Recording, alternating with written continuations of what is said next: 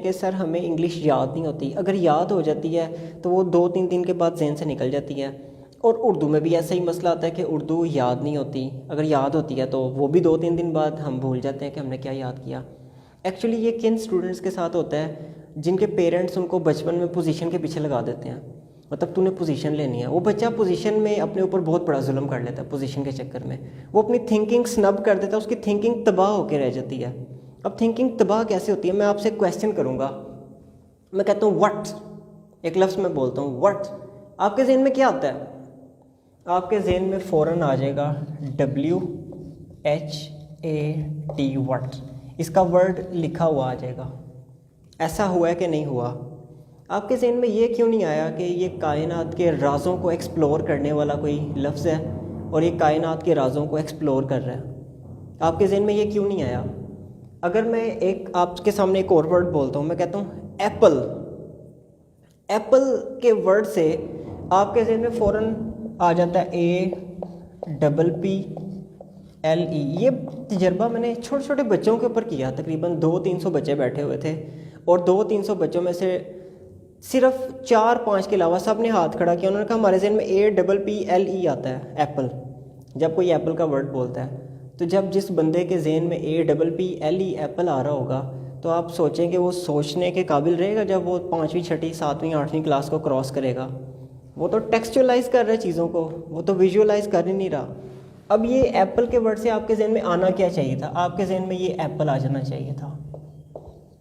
ٹھیک ہے, آپ کے ذہن میں آنا چاہیے تھا کہ پاپا ایپل لے کے آ رہے ہیں. آپ کے ذہن میں آنا چاہیے تھا کہ ایپل کا آملیٹ بنتا ہے, ایپل کا ملک شیک بنتا ہے, ایپل کا مربع بنتا ہے. آپ کے ذہن میں آنا چاہیے تھا کہ ایپل کس طرح درختوں پہ لٹکتے ہیں. آپ کے ذہن میں آنا چاہیے تھا کہ ایپل کی کاشتکاری کیسے ہوتی ہے, اس کا بیج کیسے بویا جاتا ہے. اگر آپ کے ذہن میں یہ آتا تو آپ دیکھیں کہ کتنا بڑا مضمون لکھ سکتے تھے, آپ کتنی کریٹیوٹی لا سکتے تھے اس کے اندر. لیکن آپ نے کیا کیا؟ صرف اور صرف ایپل کو یاد کر لیا, اس کے 10 سینٹینسز یاد کروا دیے بچے کو.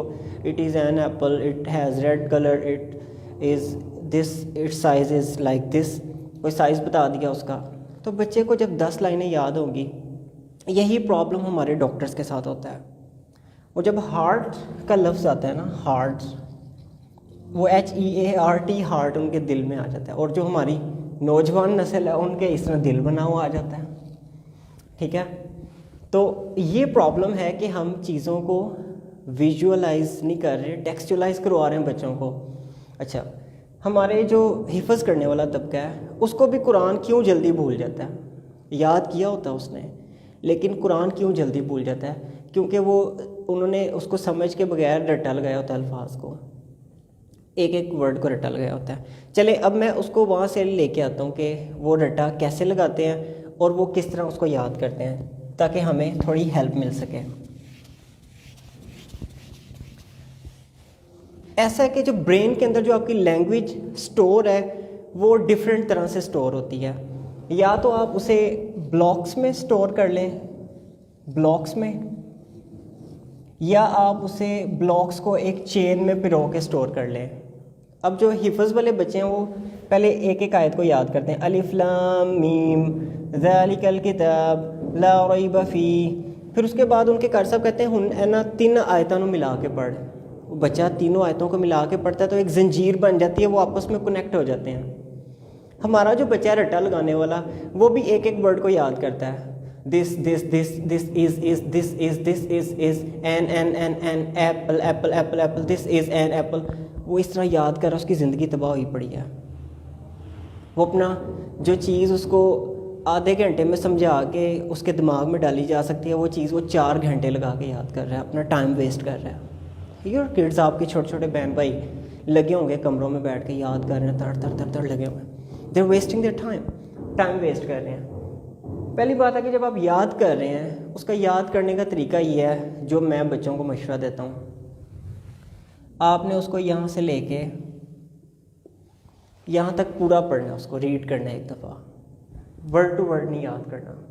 یہ اب حفظ والے بچوں کی میں بات نہیں کر رہا ہوں, ان کو ورڈ ٹو ورڈ ہی یاد کرنا پڑے گا. وہ پورا پیراگراف پڑھ کے یاد نہیں کر سکتے. وہ اندر کیس ہے, وہ دوسری کیس ہے, کیونکہ وہ الہامی کتاب ہے, اس میں ہمارے پاس مارجن نہیں ہے کہ ہم ایک لفظ کو بھی چینج کر سکیں. لیکن جو ہماری عام رائٹر ہیں، پاکستانی رائٹر جو بیچارے BA کر کے کتاب لکھتے تھے اور ان کی کتابیں خلاصے جو ہیں وہ آپ کے پاس ہوتے ہیں، آپ ان کو ایسے رٹا لگا رہے ہوتے ہیں جیسے وہ کوئی آسمان سے اتری ہوئی کتاب ہے.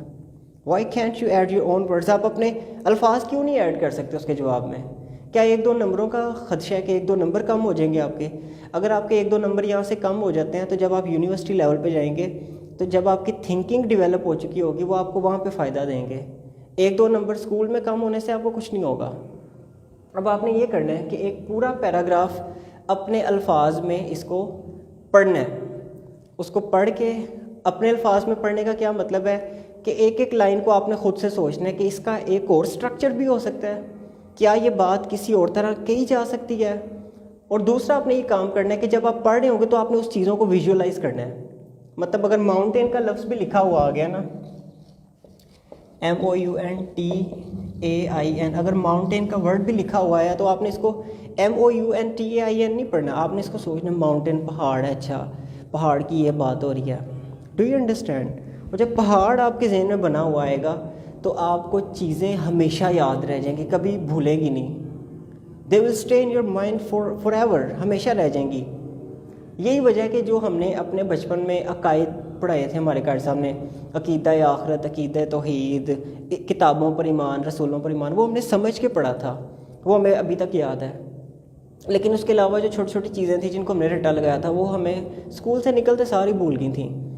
تو یہ چیز ہمیں سمجھ آ رہی ہے کہ ایک پورے پیراگراف کو پڑھنا ہے 2 3 4 دفعہ، پھر اس کو دماغ میں بٹھانا ہے اور جو لائن مشکل لگ رہی ہے اس کو اپنے پاس سے ایڈ کرنے کی کوشش کرنی ہے کہ ہم اپنے پاس سے اس میں کیا لکھ سکتے ہیں.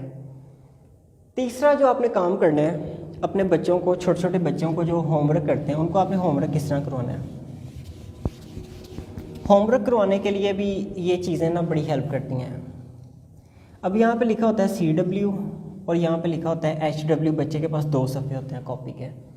اب بچہ یہاں سے ایک ایک ورڈ جو ہوتا ہے نا، ایک ورڈ اس کو لکھا ہے، وہ ایک ورڈ کو یہاں پہ لکھ لیتا ہے، ایک ورڈ کو. دوسرا ورڈ دیکھا تو کر کیا ہوتا ہے، یہ ایک ورڈ، دوسرا 1 2 1 2، اس کی گردن ایسے ایسے چلتی رہتی ہے.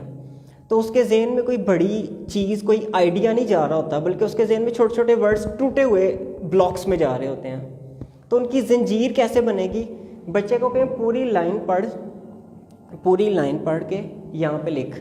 اور ٹیچرز کو مارجن دینا چاہیے کہ اگر HW میں ان کا سٹرکچر چینج ہو گیا لیکن بات سیم ہے، بات وہی ہے جو وہ کہنا چاہ رہے ہیں، تو پھر اس کو ٹیچر کو چاہیے کہ اس کو ٹک کر دے تاکہ بچہ وہ same to same copy paste کی عادت سے بچے اور وہ اس پوری لائن کو پڑھے جو پہلی لائن ہے. مثلاً ایک سوال ہے کہ پاکستان کے کتنے صوبے ہیں؟ اب بچہ لکھتا ہے پاکستان، ادھر سے دیکھا کتنے، ادھر سے دیکھا صوبے. اگر بچے نے یہاں سے پڑھا پاکستان کے کتنے صوبے ہیں، اور اگر وہ یہاں پہ کویسچن یہ لکھ دیتا ہے کہ پاکستان کے صوبے کون کون سے ہیں، کوئی بات نہیں، بات تو وہی ہے نا. پھر یہاں پہ جواب لکھا پاکستان کے صوبوں میں 4 صوبے مشہور ہیں، 4 صوبے شامل ہیں. تو یہاں پہ وہ سٹرکچر چینج کرے، بلوچستان، سندھ، پنجاب، اس طرح نام لکھ کے خیبر پختونخوا، تو آگے لکھ دے کہ جی یہ صوبے پاکستان میں شامل ہیں. ٹھیک ہے، تو یہ چیز بچے کو کروائیں اور بچوں کی زندگی کو آسان بنائیں، ان کو رٹے سے بچا کے ان کو چیزوں کو ویژولائز کروائیں. ویژولائز کی ہوئی چیز ہمیشہ آپ کو یاد رہے گی. I hope you enjoyed this lecture. I'm very aggressive about the people who are going for cramming, rata system, ratalization. They have destroyed the future of the kids. بچہ سوچنے کے قابل ہی نہیں رہا ہمارا. تو اس کو بچائیں اب اپنے بچوں کو. یہ اب آپ کے ہاتھ میں بچوں کا مستقبل ہے. Just save your kids. Position کے پیچھے نہ بھاگیں.